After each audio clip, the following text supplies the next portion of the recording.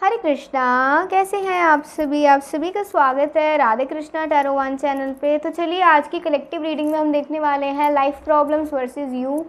और ये जो टॉपिक है ये इस तरीके से आया है कि जैसे आप अपना ध्यान नहीं रख रहे हो, आप कई बार अपना ध्यान रखना तो शुरू कर देते हो लेकिन बीच में कुछ ऐसा हो जाता है कि आप एकदम से लो पड़ जाते हो। और आप जिस तरीके से अपनी केयर कर रहे हो, तो चाहे अच्छा खाकर, अच्छा पहनकर, अच्छा सोचकर, अच्छा कर कर, अच्छा अपने आप को ग्रूम करके, आप अपना सेल्फ ग्रूमिंग ये क्यों नहीं कर पा रहे हो। मतलब ये इस तरीके से आया है। तो लाइफ प्रॉब्लम्स वर्सेस यू, ये आज टैरेट आंसर्स करेंगे आपके लिए। टैरेट आंसर मतलब टैरो आंसर आपको देगा, ठीक है। मीन्स कृष्णा जी आज आपको आंसर देंगे टैरो के ज़रिए।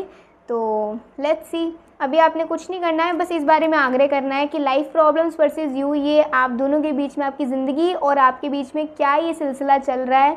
और कुछ भी डाउट्स हैं वो भगवान आज आपके क्लियर करें, क्योंकि हर किसी के अलग अलग डाउट्स हो सकते हैं। या तो कोई ध्यान नहीं रख पा रहा है, या किसी पे ज़्यादा रिस्पॉन्सिबिलिटीज़ हैं, या फिर फैमिली प्रॉब्लम्स बहुत हैं, या फिर कोई आपका पर्सनल इशू है। कोई भी डाउट आपको जिस भी चीज़ से रिलेटेड है, एक्सेप्ट एनीथिंग, बस आपसे रिलेट होना चाहिए। आपके मतलब किसी और के बारे में आपने नहीं जानना है, सिर्फ अपने बारे में अपने डाउट्स क्लियर करने हैं, ठीक है। अपनी ज़िंदगी से रिलेटेड उस बारे में आप आग्रह करिए अपनी ईश्वर से, और फिर एनर्जी कनेक्ट करिए। चलिए एक साथ लेते हैं प्रभु का नाम, एनर्जी क्लेंस करिए।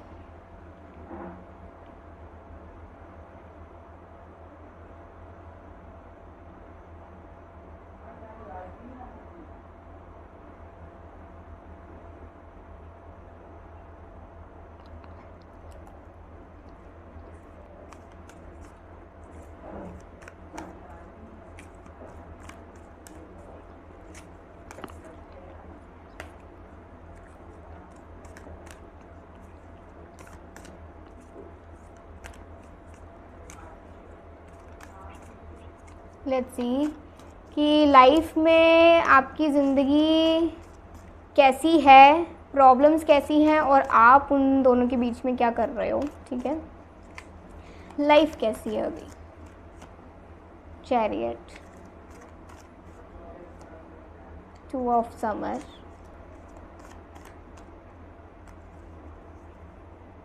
Four of winter.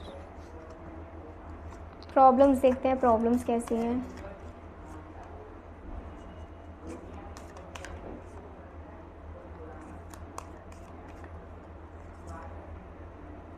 एंड आप क्या कर रहे हो ज़िंदगी और परेशानियों के बीच। Let's see.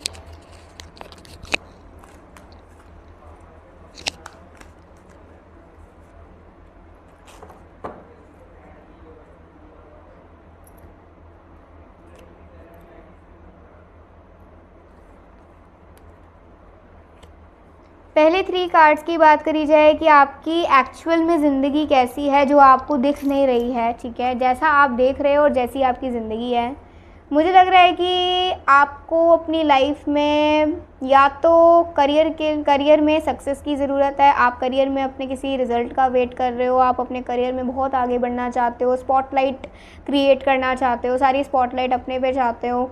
आप अपनी लाइफ को डिसिप्लिन काफ़ी कर रहे हो, मैनेज कर रहे हो अपने टाइमिंग्स को, अपने काम को, अपने वर्क को, अपने स्टडी को, whatever you are doing in your career field.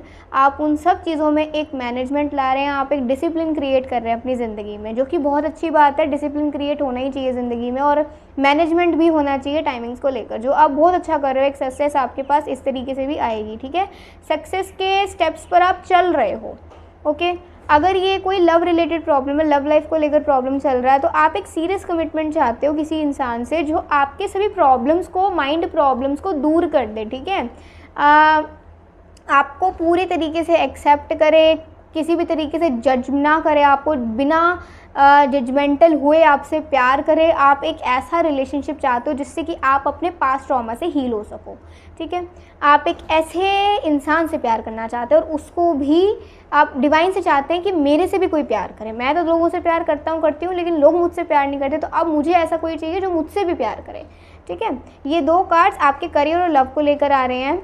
अगर आपके हेल्थ का लिया जाए तो we have the 4 of winter. मुझे लग रहा है कि हेल्थ को लेकर थोड़ा सा आपको रेस्ट या तो आप कर रहे हो और ज़्यादा रेस्ट करने की वजह से आपको लग रहा है कि आप ना मतलब बेसहारा महसूस कर रहे हो, आपको लग रहा है कि मैं ये भी नहीं कर सकती, मैं वो भी नहीं कर सकती, मैं ये करूँगा तो ये हो जाएगा, मैं वो करूँगा तो ये हो जाएगा। तो परहेज़ बहुत ज़्यादा हो रही है हेल्थ को लेकर, अगर ज़्यादा हेल्थ प्रॉब्लम्स हैं तो। दूसरा स्लीप वगैरह, स्लीप डिसऑर्डर्स हो सकते हैं, या फिर ऐसा भी हो सकता है कि मेंटल हेल्थ में दिक्कत आ रही हो, आपको किसी वेकेशन पे जाना हो, आपको कहीं बाहर जाने का मौका नहीं मिल रहा है, थोड़ा सा अपनी रेगुलर रूटीन से हटने का मौका आपको नहीं मिल रहा, बहुत ज़्यादा एग्जॉस्टेड हो चुके हो, ठीक है।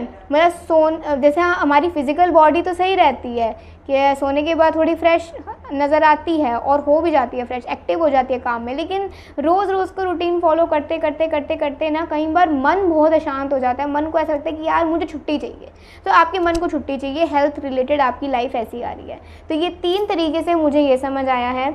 दूसरा अगर मैं देखूँ कि we have the princes of summer, 3 of autumn and the lovers. Problems क्या आ रही हैं कि एक तो ये है कि लाइफ में ना आप ना बहुत ज़्यादा सेंसिटिव हैं, आप किसी भी बात को ना बहुत ज़्यादा दिल पे लगा लेते हो। किसी की भी कोई अच्छा वर्ड आपके पूरे दिन को बढ़िया कर देता है, किसी का भी कोई एक बुरा कमेंट या कोई एक बुरा वर्ड आपके पूरे दिन को ख़राब कर देता है। आप क्योंकि ना ये मौका देते हो लोगों को कि वो आपको खुश करें और वही आपको दुख दें, आप खुद को मौका नहीं दे पा रहे कि आप खुद को खुश रखें, और अगर कोई दुख है तो आप उसे खुद ही हील करें। आप डिपेंड हुए जा रहे हो या फिर आप मौका दिए जा रहे हो, चांस दिए जा रहे हो लोगों को कि वो आपको आकर हील करें। कोई भी अगर आपको रिलेशनशिप चाहिए तो पहले आपको खुद को हील करना पड़ेगा, खुद को खुशी देनी पड़ेगी, तभी कोई खुशी आपको दे पाएगा, ठीक है। खुद के दुख दूर करने पहले आपको आने चाहिए, तभी कोई आपके दुख दूर कर पाएगा। अगर करियर की बात करी जाए तो अगर आप अप्रिसिएशन चाहते हो तो पहले आप लोगों को अप्रिशिएट करना शुरू करें। अगर आपको किसी का काम अच्छा लग रहा है तो आप उसे ग्रीटिंग्स दें, आप उसे अच्छा बोलें, जिससे कि आपके रिलेशंस प्रोफेशनली अच्छे बने, आपका इंटरेक्शन ज़्यादा हो और लोग आपके काम में, आपके टॉक्स में इंगेज होना शुरू हुए। इंगेजमेंट मुझे नज़र नहीं आ रहा है कहीं से भी। आप ना ज़्यादा बोलते हो, ना ज़्यादा आपको पसंद नहीं है इंटरफेयर करना, but it is not like that कि आप किसी के मामले में इंटरफेयर कर रहे हो। आप थोड़ा वो करके चला करो कि गिव एंड टेक। अगर आप गिव एंड टेक वाले रिलेशनशिप्स रखोगे ना, जिसमें आप कुछ अच्छा दे रहे हो, तो आपको अगर मिलना होगा तो मिलेगा, नहीं मिलना होगा तो कोई बात नहीं, आप थोड़ा देना शुरू करो। आप चाह रहे हो अप्रिसिएशन मिले तो पहले आप किसी और को ग्रीटिंग्स दो, किसी और को अप्रिशिएट करो। कभी ना कभी तो कोई बंदा आपके साथ भी इंगेज होएगा, कोई ना कोई आपके पास भी आएगा आपसे कुछ सीखने, आपको कुछ समझने, आपसे थोड़ी बात करने, प्रोफेशनली आपको कोई अपॉर्चुनिटी ऑफर करने, ठीक है। अगर रिलेशनशिप चाहते हो तो पहले आप लोगों से बात प्रॉपरली करना शुरू करो। अगर आप फर्स्ट मीटिंग में बात नहीं करोगे या फिर आप हर किसी पे शक करते रहोगे, आप अपने इमोशंस को हाइड करोगे, क्योंकि आप अपने इमोशंस को बहुत ज़्यादा हाइड करते हो। आपको लगता है कि आप कुछ ज़्यादा ही इनोसेंट इमोशंस रखते हो, जो कि डेफिनेटली ये क्रूअल वर्ल्ड आपकी इनोसेंस का फ़ायदा उठा सकता है। तो ऐसा है ये वर्ल्ड, बट इस वर्ल्ड में कुछ आप जैसे लोग भी हैं जो इनोसेंस रखते हैं और सामने वाले की इनोसेंस का फ़ायदा नहीं उठाते। वो ट्रस्ट आपको बिल्डअप करना पड़ेगा, क्योंकि आपने अपने पास्ट में बहुत ज़्यादा इमोशनल एक्सपीरियंस करा है, जिस वजह से आपके फ्रेंड्स भी अब बहुत कम है, या अगर कुछ फ्रेंड्स हैं तो आप उनसे बहुत ज़्यादा किसी 1-2 फ्रेंड से इतने अटैच हो कि आप चाहते हो कि अब आप वो आपसे दूर ना होए। बट ये चीज़ माइंड में आपको रखनी पड़ेगी कि लाइफ के हर एक फेज़ में हमें टेम्परेरी लोग मिलते हैं। लाइफ में बहुत कम ऐसे लोग मिलते हैं जो हमें मरते दम तक साथ चलते हैं, लेकिन ज़्यादातर टेम्परेरी लोग मिलते हैं। जैसे आप किसी मोहल्ले में गए, आपकी बहुत अच्छी जानकारी हो गई, तो कभी ना कभी उस मोहल्ले से या तो आपको जाना पड़ेगा या उनको जाना पड़ेगा, लेकिन ऐसा चलता रहता है। ये ज़िंदगी एक ट्रेन की तरह है, हर सफ़र हमें तय करना पड़ता है, मतलब जन्म से लेकर मृत्यु तक का ये पूरा एक ऐसा सफ़र होता है। तो इसमें आपको थोड़ा सा ना मैच्योरिटी लानी पड़ेगी अपने इमोशंस में, अपने मेंटल हेल्थ में थोड़ा ये मैच्योरिटी लाना पड़ेगा। इस स्टेज पे पहुंचना पड़ेगा जिसमें आप टेम्परेरी लोगों के साथ भी, टेम्परेरी टाइमिंग्स में भी एक ऐसे रिलेशंस बना पाओ कि जब आप उन मेमोरीज़ को याद कर रहे हो तो आपको ऐसा ना लगे कि आपने अपनी ज़िंदगी में कुछ किया ही नहीं, ना बात कर पाए, ना अच्छे रिलेशन बना पाए, ना कुछ कर पाए। नहीं, ऐसा मत करो, इतनी रेस्ट्रिक्शंस अपने पे मत लगाओ, तभी ये प्रॉब्लम्स मेंटली इमोशनल प्रॉब्लम्स आ रही हैं, ठीक है। एनी हाउ आप बहुत अच्छे हो, आप बहुत जेंटल हो, आप बहुत इमोशनल भी हो, आप इमोशंस की कदर भी करते हो, बस थोड़ा डरते हो, ठीक है।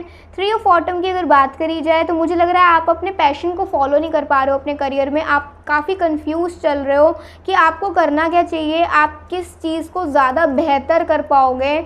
और कोई चीज़ में अगर आप बहुत आगे निकलना चाहते हो तो वही बात है कि आपको पहले अपने आप को पॉलिश करना होगा। ये जो टाइम चल रहा है ये पॉलिशिंग का टाइम है कि जिसमें आप जितना ज़्यादा खुद को रगड़ सको, जितना ज़्यादा आप अपनी नॉलेज को पॉइंट टू पॉइंट कर सको, अपने डाउट्स को क्लियर कट कर सको, अपनी बातों को पॉइंट टू पॉइंट बोल सको। कोई आंसर लिखना है आंसर शीट में तो वो पॉइंट टू पॉइंट लिखो, घुमा फिरा के मत लिखो, ठीक है। स्टोरी टेलिंग नहीं करना है आपने अपने एग्ज़ाम में, अपने करियर में आपने पॉइंट टू पॉइंट बोलना सीखना है, जिससे कि सामने वाले का भी वक्त बर्बाद ना हो और आपको भी ये ना लगे कि आपने इतना कुछ समझाया और उसे समझ इतना सही आया, ठीक है। तो इतना सा समझाने के लिए इतने की ही ज़रूरत है, इतना सा समझाने के लिए इतने की ज़रूरत नहीं पड़ेगी। इतना करना है, इतना आपको बोलना नहीं है, इतना मन में रखना है और बोलना इतना है। इतना मन में रखो, इतना बोलो जिससे कि सामने वाला अगर इतना ही चाहता तो उसको इतना ही मिले, ठीक है। आप नॉलेज रखो, जितनी नॉलेज लेना चाहते हो, लेकिन सिर्फ बोलो उतना जिससे कि सामने वाला भी संतुष्ट और आप भी, आपकी भी ज़्यादा एनर्जी वेस्ट नहीं हुई, आपका भी बात रह गई, सामने वाले की भी बात आपने सुन ली। इतना प्रोफेशनल आपने अपने करियर में बनना है। ऑल्सो आई एम सेइंग, अगर आप किसी अपॉर्चुनिटी का वेट कर रहे हैं तो वो अपॉर्चुनिटी घूम फिर के आ सकती है, डायरेक्ट आपके पास नहीं आएगी, किसी भी ज़रिए से आप तक पहुंच सकती है। चाहे किसी इंसान के ज़रिए से, आपके किसी फ्रेंड के ज़रिए से, किसी रिलेटिव के ज़रिए से, या फिर किसी न्यूज़पेपर एडवर्टीज़मेंट के ज़रिए, कोई भी किसी और ज़रिए से आपके पास कोई अपॉर्चुनिटी आ सकती है कितने भी वक्त में। And we have the lovers card. थोड़ा अटैचमेंट का दिक्कत है पर्सनल ज़िंदगी में। जिन लोगों से अटैच होते हो वो लोग छोड़ के चले जाते हैं, जिन लोगों के साथ अटैच नहीं हो पाते उनके साथ गिल्ट रह जाता है कि हम अटैच क्यों नहीं हो पाए सही टाइमिंग्स में। मतलब कई बार आपको गिल्ट होता है कि यार ये इंसान भला था लेकिन मैं इसे समझ नहीं पाई। और जिन लोगों के साथ अटैच होते हो या तो वो किसी न किसी वजह से पीछे छूट जाते हैं, या फिर वो बेकार निकलते हैं, डिसऑनेस्ट निकलते हैं, या फिर मतलब कुछ ऐसा हो जाता है कि कांटेक्ट ख़त्म हो जाता है। तो ये जो अटैचमेंट का प्रॉब्लम है ना, ये थोड़ा आपको सॉर्ट करना पड़ेगा। टेम्परेरी अटैचमेंट्स कर सकते हैं, ठीक है। टेम्परेरी अटैचमेंट नहीं करना है, आपने बात करनी है, कम्युनिकेट करना है, नॉट अटैचमेंट। अटैचमेंट एक तरीके से मोह की तरह होता है, कहीं ना कहीं से मोह आ गया तो दिक्कत है। प्रेम आ गया तो प्रेम में फिर ये नहीं होता कि आप कितनी दूर बैठे हो तो आप बात नहीं कर सकते हो, कांटेक्ट ख़त्म हो गया। अभी तक जो भी आपके साथ हुआ है ना, ये अटैचमेंट की प्रॉब्लम की वजह से हुआ है, क्योंकि मोह रहा है आपका, ठीक है, कि ये मेरे साथ रहे, मेरे से बात करे। फिर अगर कोई कांटेक्ट नहीं रह पाया, वो अपनी लाइफ में बिज़ी, आप अपनी लाइफ में बिज़ी, तो ना आपने कोशिश करी, आपने कोशिश करी तो उसने कोशिश नहीं करी। तो थोड़ा अटैच मत हुआ करो, कम्युनिकेट करा करो जितने की ज़रूरत है। कम्युनिकेट करने में अच्छा लग रहा है, किसी से बात करने में अच्छा लग रहा है, करो, लेकिन उसकी आदत मत लगा लो। उसकी आदत लग गई तो उसके चक्कर में अपने साथ भी गलत करोगे, उसका भी गलत करोगे, उसके गलत में भी साथ दोगे, उसके गलत में साथ नहीं दोगे, पीछे हट जाओगे, अपना स्टैंड लोगे, तो वो चला गया तो फिर दुख होगा कि मैंने तो सच सही बोला था, मैंने तो सच बोला था, इसको क्या इतनी चुल मच गई, मैं तो बिल्कुल सही थी। तो फिर आपको कंप्लेंट्स हो जाएंगी, फिर आपको ट्रस्ट इश्यूज़ हो जाएंगे। तो ऐसा नहीं करना है, अटैचमेंट्स लानी ही नहीं है। अटैचमेंट का जो प्रॉब्लम होता है ना लाइफ में, वो हर कोई फेस करता है। अटैचमेंट्स नहीं क्रिएट करनी है, आपने बस कम्युनिकेट उतना करना है जितने की ज़रूरत है। अच्छा लग रहा है बात करके, करो। ज़्यादा पीछे दौड़ना भी नहीं और ज़्यादा पीछे भगाना भी नहीं तो फिर बड़ी मुश्किल हो जाती है पीछे छुड़वाने में, ठीक है, या फिर वहाँ से मन हटाने में, दिल हटाने में। अटैचमेंट मन से आती है, जो प्यार होता है वो दिल से आता है, मोह मन से आता है, प्रेम हृदय से आता है।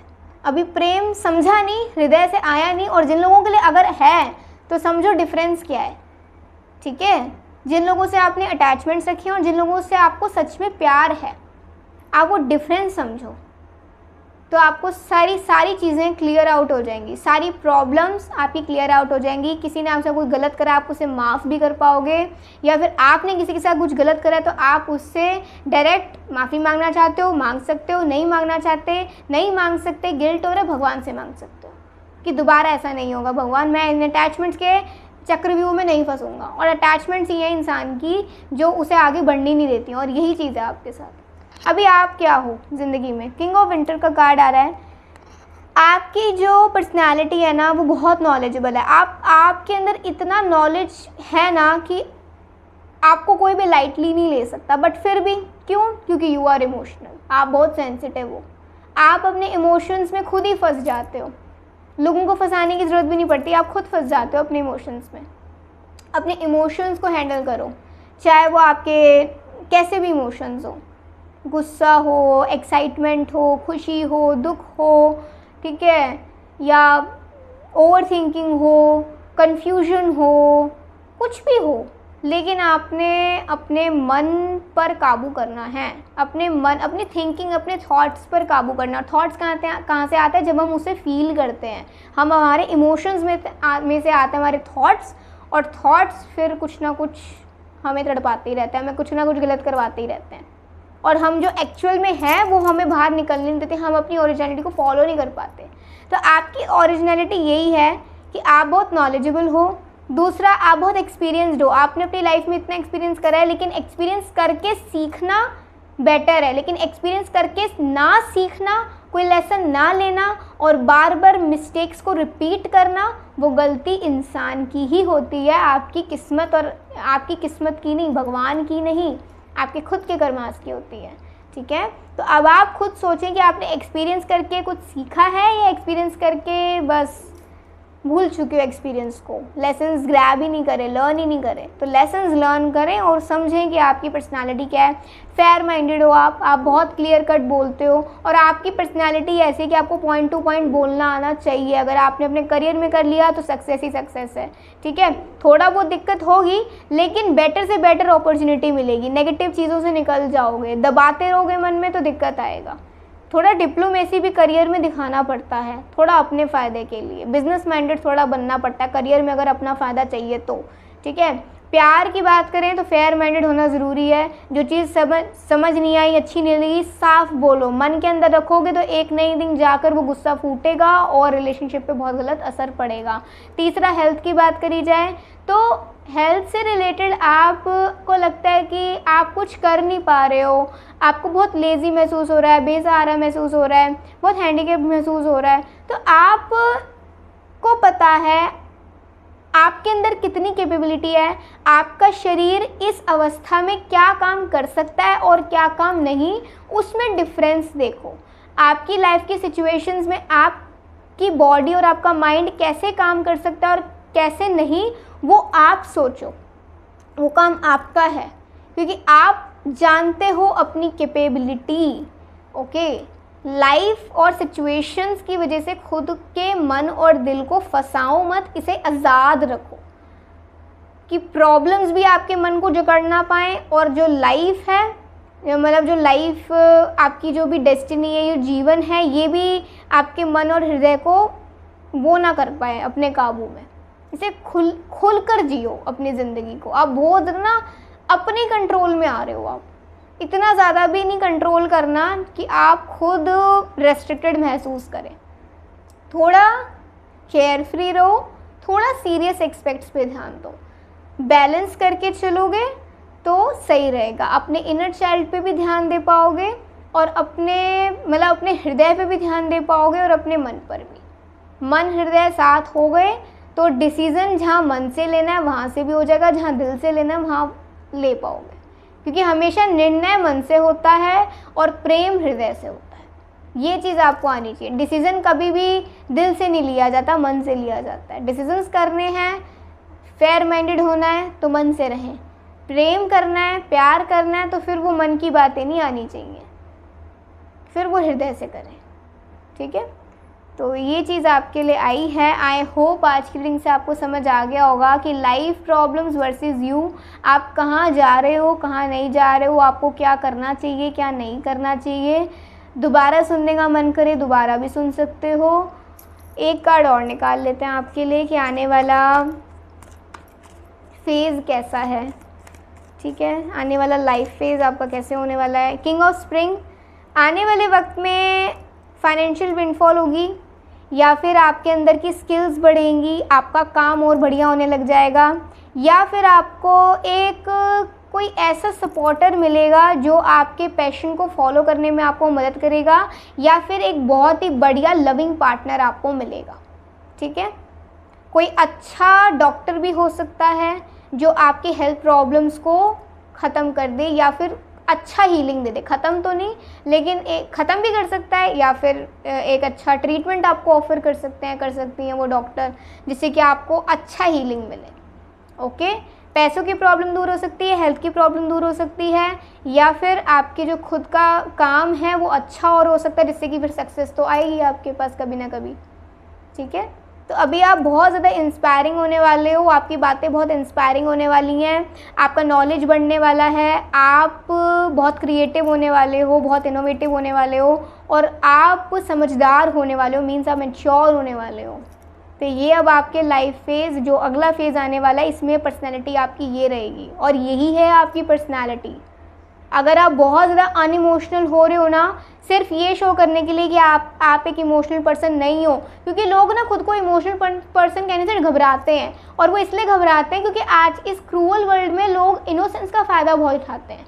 बट अगर इनोसेंस के साथ थोड़ा थोड़ा सा चालाक भी बन लिया जाए, सिर्फ चालाक इसलिए थोड़ा अपनी इनोसेंस का हम खुद भी ख्याल रख पाएँ। ठीक है, अगर हम चाहते हैं कि हमारी इनोसेंस का लोग ख्याल रखें, तो पहले हमें अपनी इनोसेंस का ख्याल रखना आना चाहिए। उसके लिए थोड़ा सा तेज़ दिमाग भी बनना पड़े, मुंहफट भी बनना पड़े तो बन जाओ, कोई दिक्कत नहीं। डिप्लोमेटिक बनना पड़े बन जाओ, कोई दिक्कत नहीं है इसमें। अपनी रक्षा करोगे तो कोई ना कोई ऐसा भी मिलेगा जो आपके जज्बातों की रक्षा करेगी। ठीक है, तो अभी के लिए बाय, टेक केयर, जय श्री राधे कृष्णा।